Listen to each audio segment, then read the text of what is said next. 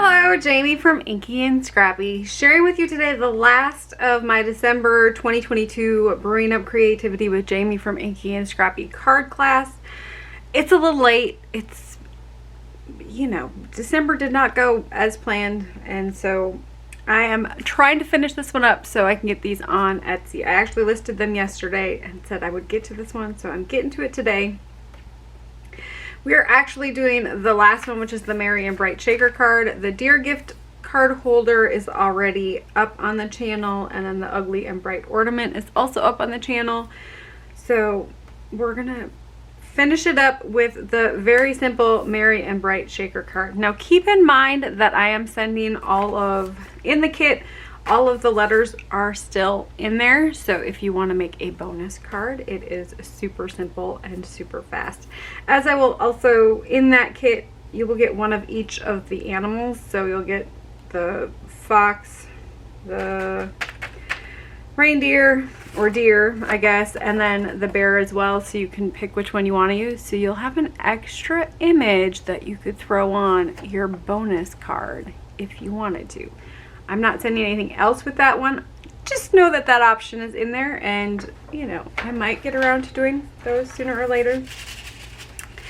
This was the actual one I got done in card class because I gave my colored image away to one of the ladies because she had messed up on the ornament, and so we did an image on the front and back for her, and then I just gave her mine so she could finish the card, and I'll finish that one later. I actually went through yesterday, I think, and finished coloring. So we remember this one. I did this one as a YouTube tutorial in real time on the coloring on that one. So yesterday I actually went in and finished those up. So you can, they actually blended really well for being dry for probably almost a month. So don't worry about going back and, letting things dry and then re-wetting and going. So this one got a little bit darker than maybe I would have preferred, but I don't know if I used the right colors. I'm not gonna lie. I don't know if I grabbed the right markers when I did that one. So they definitely aren't as smooth of a blend as the ones that were done right away, but they still worked out in the end. So I'm actually gonna color one up to, I don't know if we should color one. We'll color one today. We'll color it, get it good. So let's just get right into what is actually in the kit. So yeah, I got lots of ugly sweater critters already colored up and ready to go. So I'm thinking I must have pulled out a sheet for something. Anyways. So in the kit there is a heavy-duty envelope, so if you wanted to mail the ornament that comes in there, that's what the heavy envelope is for. Otherwise I have a regular envelope included, I do believe, for the shaker card. So the shaker card is a super simple one. It's not excessively difficult one. It contains the acetate piece, the background panel, and then the front over the top panel. Red or green? I think I mostly only have red ones left, so I'm pretty sure that's where we're at with that one. So I'm gonna pull in, I think I'm gonna do the teddy bear today.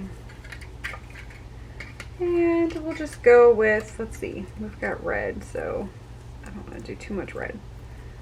I can do, we'll do the little snowman critter. He's not gonna look very good with, well, he's supposed to be ugly, right? Yeah.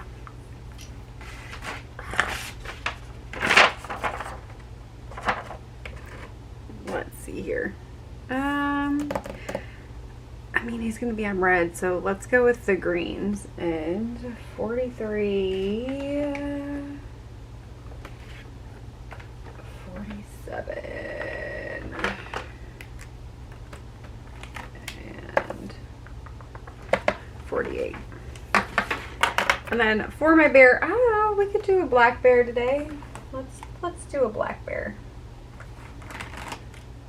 And I'm just pulling colors. I'm not following with my color pattern because, that would be like what I'm supposed to do. Well, we could actually do, let's do Copics today. I haven't done Copics for a while. Do we want a brown bear? I mean, since we're going with Copics, we could go browns. Let's do the E25s today. I'm trying to think what's my lighter tone here. E21, I don't need that one. Okay. So for my E25s, I have E29, 27, and 25.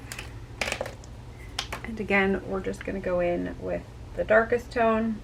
I always color darkest to lightest, sometimes going back in and adding another layer of dark, and sometimes going 2 layers. I try to do 1 just because I'm lazy. I shouldn't say I'm lazy. I just don't like spending all my time coloring. I like spending more time on putting things together, making things work that maybe, you know, I have to figure out mechanical stuff on it. So I hope everyone's Christmases went well. We kept it super low key here. I didn't even get the Christmas tree up this year because I was gone for the better part of the month, and we were totally fine with not doing much of anything. Luckily, I had all of my Christmas shopping done. It's not gonna zoom, is it? It's not liking. There we go. So yeah, I had everything done pre-Thanksgiving because I don't like shopping after Thanksgiving. Just, it's not my thing. I don't like crowds per se, and so I think I went to St. Cloud a total of 1 time from Thanksgiving to New Year's. We went in between there, so I guess we went twice. So after Christmas we went because the boys had some stuff that they wanted to get, and I kind of needed groceries again. So yeah, we total low key. I had stuff in the freezer already for our meal, and it was kind of, you know, we just hung at home for Christmas Day. I lost a marker cap over there. Interesting. Okay, back on task. And then I'm just going to go in with the lightest one and blend all of that out.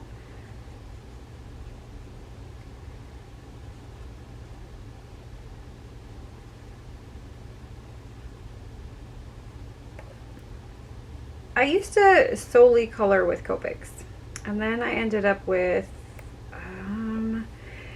my cousin Molly was like, shared the, which one was it? The chameleon pens with me because she thought those would be just, you know, super cool for what I did. And I did have a set of them and I liked them for the most part. I mean, they were, but it was like backwards because you went from lightest to darkest, and that's not how I had been coloring. And so I don't know if I like his snout brown. Let's lighten that up some. We're just gonna come in with the colorless blender and see if we can blend that out a little bit. There we go. So a colorless blender will just push your color back into your paper more, and so you can lighten it up. It's kind of like an eraser, but it's not going to give you a full erase look. So it definitely just pulls that color out a whole lot more than the other. So there's my little bear in actual Copics. I love my Copics. I just don't, I think I like the fact that it takes me some time to figure out my color combos with my Ohuhus. It's like a puzzle to me, and I like puzzles.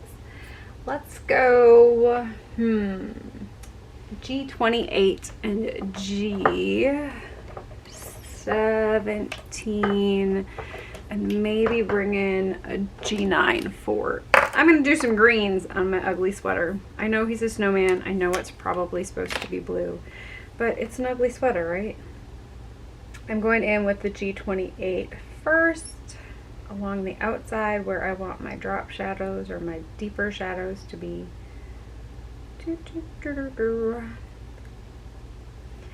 And when Copics had problems with getting their newest or their refillers out, I needed refills on my grays. And so when I looked at just buying a new set of gray tones, and I'm fine with my C's and my W's for grays, because it's, you know, I don't need to have the neutrals or the tonal grays. And so I looked at just adding in a gray, and it was like $60 to get them on sale, to get the set. And I was like, I just couldn't see spending $60 on, because I couldn't get the refills, because I was going to end up having to buy the refills anyways, right?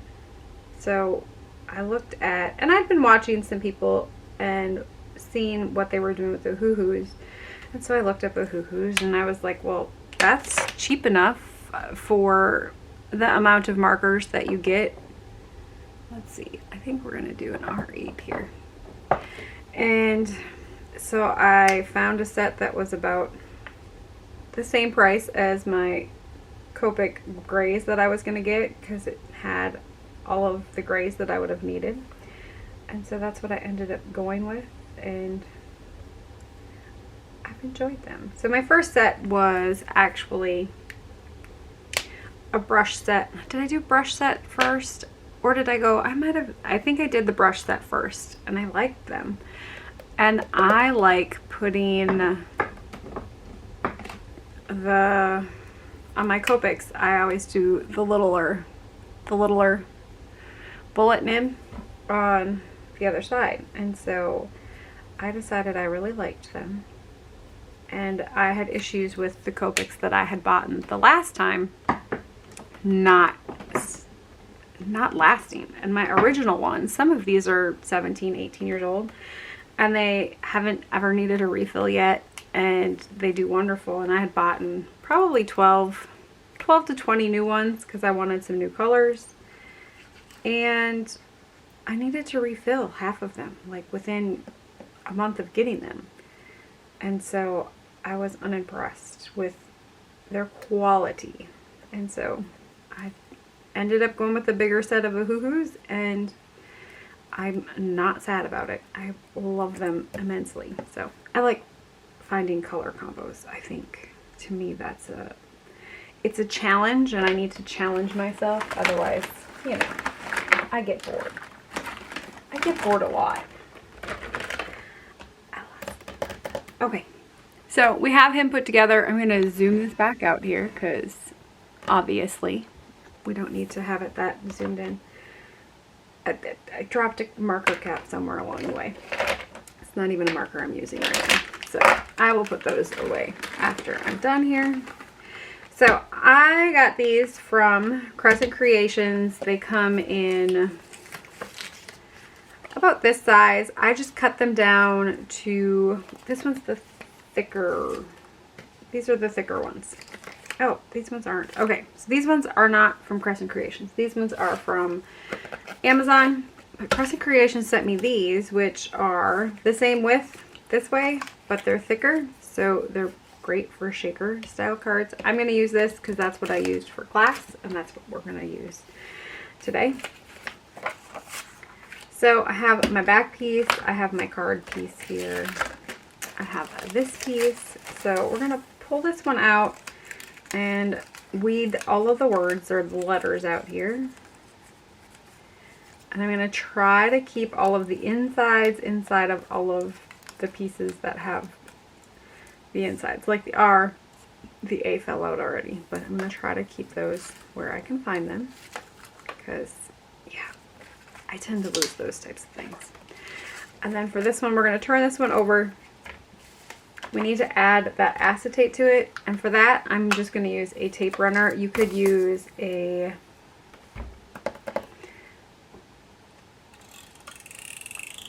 score tape. I can't think today. So you could use a score tape for this as well, but I left a big enough border on this one. Oh, I'm going to have to clean off all the excessive over inky or over tape that I see I'm doing here. And you can do this step or you can just avoid it. I'm just going to put a little bit here and there on there. And then making sure there's nothing hanging in any of those openings, just because I don't want it to stick later. So once we have this stuck down onto our table, because that's how it's going to be, I'm just going to lay this one on top here. And I cut these a little bit smaller than the front. It does hang out just a little bit. I didn't line it up quite right here. So I'm just going to trim that plastic just a teeny tiny bit. All right. So we're good there. So we have our top there. I still have adhesive all over the place here. I was a little too liberal with my adhesive today, I guess. All right. So I have this part done. I'm gonna go in and add my insides here. Oh, it's still on the inside of the sheet. Of course it is.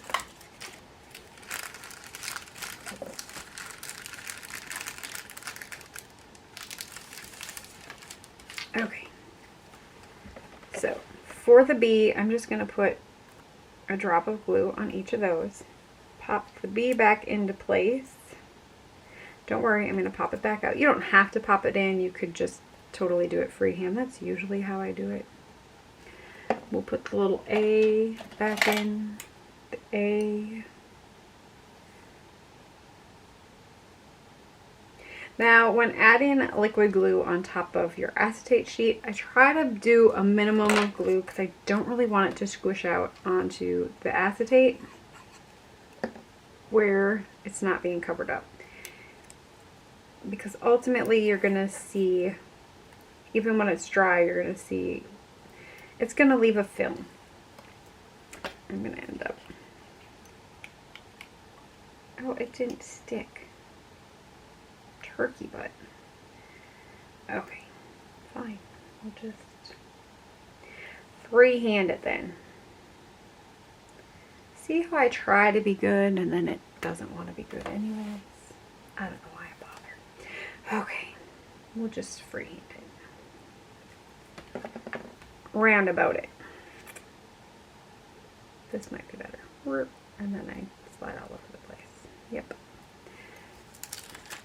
It's not even a Monday today. It is a Thursday. Is it Thursday today? It's Thursday today. We have had snow. Lots of snow. So I think we had about a foot since Tuesday evening. Later Tuesday evening. I'm trying to think when it started snowing. I think it was Tuesday during chores. Alright, so now that I have the front done, I'm going to carefully turn that over. It's still trying to dry. And I have these are already cut down to size. So I'm going to take, I need 2 strips total. 1 for each side. Well, maybe we'll just do 1 at a time here.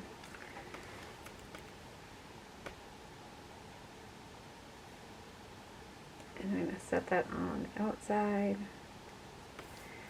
Now, you can do both sides and then do your middle, or because I have the middle pieces already cut down to size here,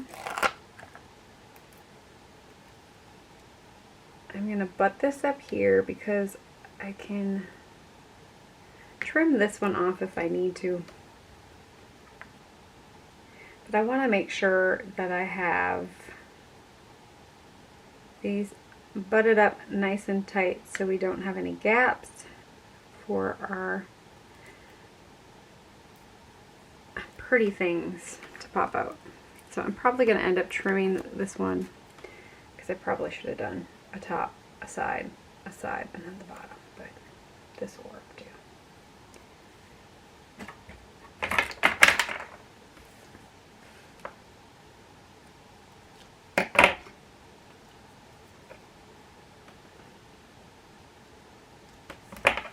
And I'll just tuck that there. You could definitely do a second strip on the bottom and the top if you wanted, on the sides if you needed to. The kit will come with probably 3 or 4, probably 3 of each, so you have an extra strip just in case you mess up. And then for this one, I'm actually going to put it on here right away. So it is glued down, ready to go. And this is a thinner cardstock. And so when I deal with thinner cardstock, I don't like using liquid adhesive. It tends to buckle the paper, and I don't like buckled paper. So if you stand your card base up and get it to go that way, it usually will work. And a lot of people do it from the top, because then if you have anything hanging out, you can trim off the bottom. It worked for me today, so we're going with it this way. Now, you can do this 2 ways. You can put that on top. Usually, let's see here, I need a piece of tape. Because I put it on my card base already, I'm going to just tape my card base together and down. Because I don't want sequency bits to go everywhere. If you know what I mean. Yeah. It's never good when I have sequency bits going everywhere. Let's see. I lost my little scooper. It's probably because I need to clean my desk again. It's pretty, you know what? It's probably still in my plastic. It is still in my class kit. So I just use a wooden spoon that I picked up at, it was like a craft store thing for something. I don't remember what I bought them for, but I'm going to do 2 generous scoops of glitter in there. And then I like to make a little hole in the middle. So I can do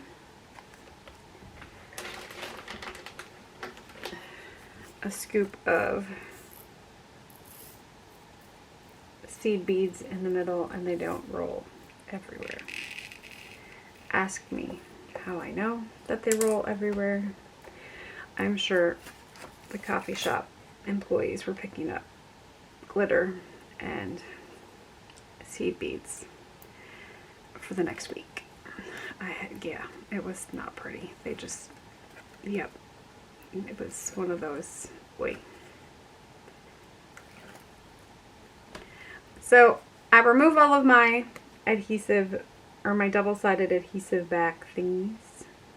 I like to do a bead of glue just to make sure we're good.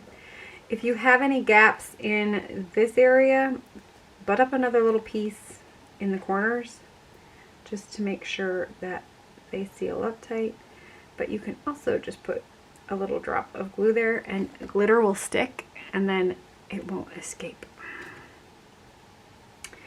And then for this one I did so it has a very thin border all the way around. So I'm going to try to line this up as best as I can here.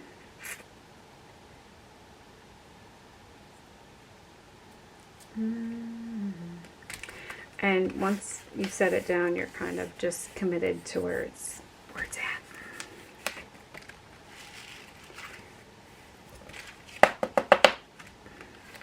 As I say, I know I had a piece of adhesive somewhere in there. I don't remember where. I had my other little one in it. And then we have our shaker. And yes, this glitter is super staticky style glitter.